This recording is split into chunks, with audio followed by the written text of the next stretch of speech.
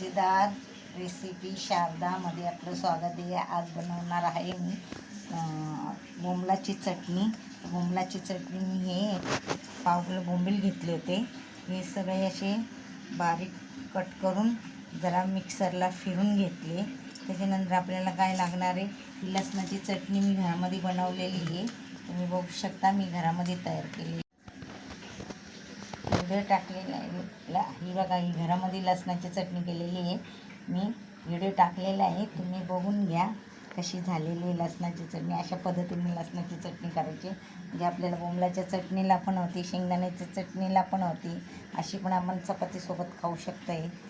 आणि त्याच्यानंतर आपल्याला तेल लागणार आहे, थोडं मीठ लागणार आहे. मी याच्यात मीठ ऑलरेडी टाकलेलं आहे थोडं, तरी पण आपल्याला चवीसाठी थोडं टाकावं लागेल. आता बोंबीला आपण तळून घेऊया. तेल टाकते मी, कढई ठेवली गरम व्हायला. तर कढई गरम झालेली, मी तेल टाकते.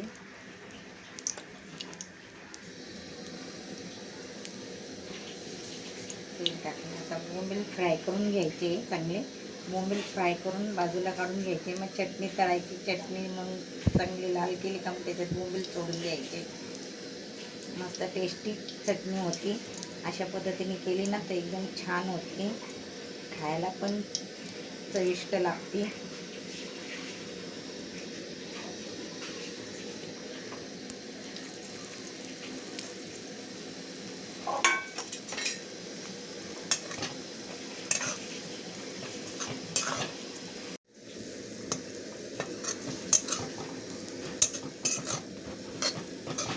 अशा पद्धतीने भाजून घ्यायचे. सगळे बोंबील लालसर भाजायचे, म्हणजे वशाट नाही लागत चटणी. तेलामध्ये चांगली भाजून घेतली ना वशाट नाही लागत. चटणी खूप छान होती, खरपूस होती खायला.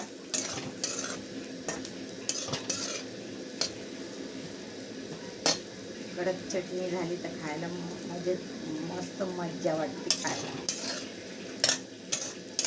ते वासाड बनत नाही. काही लोक असे भाजून नाही घेतले, डायरेक्ट तव्यामध्ये भाजतात, चटणी वाटतात, ते करपट लागतात. अशा पद्धतीने जर केली तर आपल्याला जळाल्यासारखं वाटत नाही.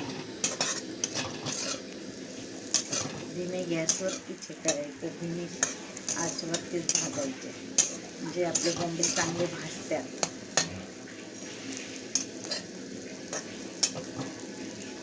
बारीक गॅस करायची. बारीक गॅसमध्येच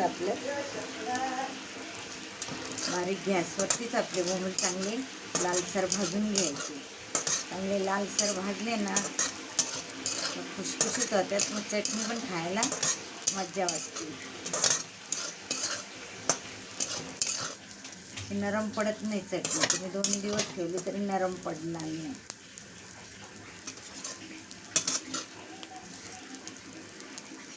चांगली खरपूस भाजून घ्यायची त्याला.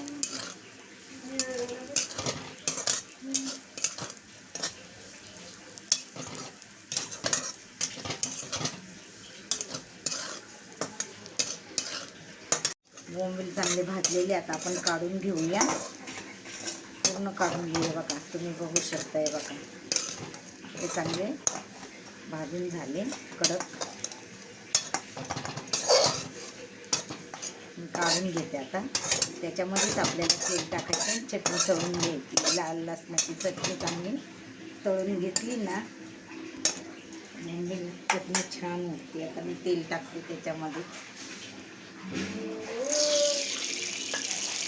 घ्या.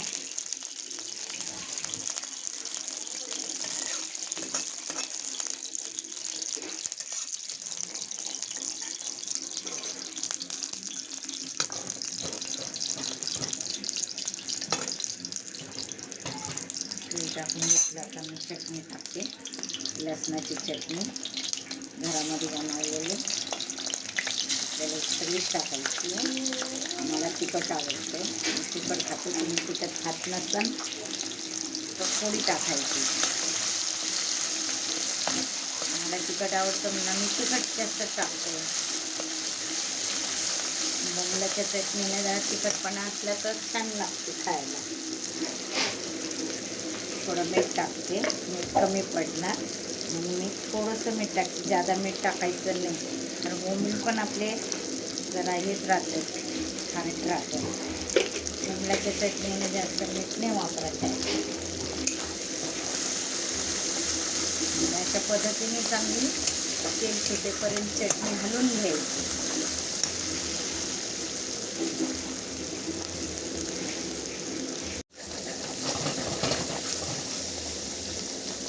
बघा आपली लसणाची चटणी चांगली झाली, तळून झाली. आता तेल सुटलंय बघा. अशीच चटणी तुम्ही तळून जरी खाल्ली ना, लसणाची चटणी अशी तळून जरी खाल्ली ना तर खूप छान लागते. म्हणजे बाजरीच्या भाकरीसंगत, चपातीसोबत, ज्वारीच्या भाकरीसोबत खूप छान लागते. तांदळाच्या भाकरीसोबत अशी तळून घ्यायची मग खायची लसणाची. आता त्याला मी त्याच्यामध्ये बोंबील टाकून घेते. हे बघा बोंबील टाकून घेतली आता मी. अशा पद्धतीने बोंबलाची चटणी करायची असते.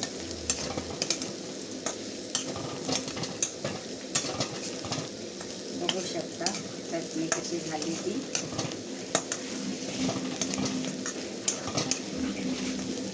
हलवून घ्यायची, खरपूस चालू छान लागते चटणी, एकदम खायला कडक लागते. पहिले बोंबील भाजून नाही घ्यायचे. बोंबील भाजून घेतले का ते जळतात. जळल्यावरती ते कडू कडू लागतात. भाजायचे नाही, अशीच करायची चटणी. आता मी गॅस स्लो करते. मोकळी झाली बघा.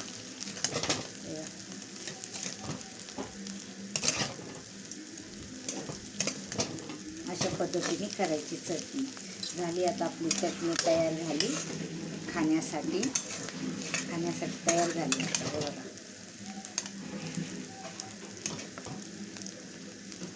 खाण्यासाठी तयार झाली. अशी तुम्ही घरी पण चटणी करून बघा घरामध्ये. हे बघा अशा पद्धतीने तुम्ही पण घरामध्ये चटणी करून बघा, खूप छान होते. माझ्या रेसिपी आवडत असेल तर मला कमेंटमध्ये सांगा. अशाच नवीन नवीन रेसिपी तुम्हाला दाखवत जाईन. लाईक करा, शेअर करा, घंटीचं बटन दाबा. हे बघा आता हे झालं, घंटीचं बटन दाबा. धन्यवाद. तर बघा आता मी ताटामध्ये काढून घेते, तुम्हाला दाखवते कशी झाली ती.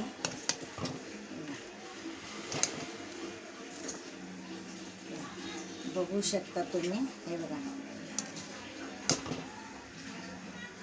बघू शकता. अशा पद्धतीने करा तुम्ही चटणी घरामध्ये करून बघा आणि कमेंटमध्ये मला सांगा. लाईक करा, शेअर करा, घंटीचं बटन दाबा.